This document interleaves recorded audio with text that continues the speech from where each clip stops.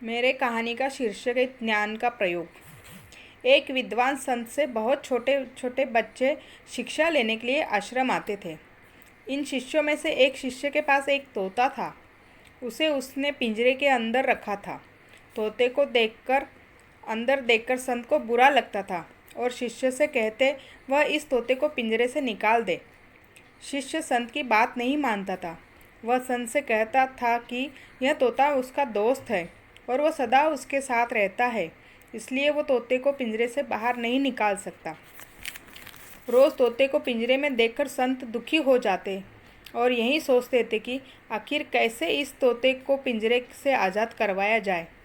एक दिन संत ने सोचा कि क्यों न वो तोते को आज़ादी का मतलब सिखा दे।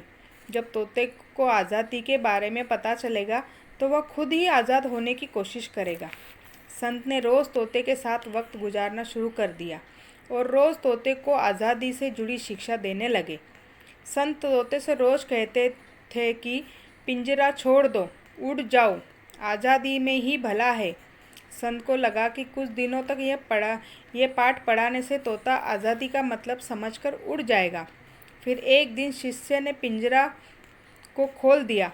तोता पिंजरे के बाहर निकलकर खेलने लगा और ज़ोर ज़ोर से कहने लगा, पिंजरा छोड़ दो, उड़ जाओ। संत ने जब तोते को पिंजरे से बाहर देखा तो उन्हें लगा कि अब ये उड़ जाएगा और इतने दिनों से जो तोता को वो पाठ पढ़ाया वह कामयाब हो जाएगा।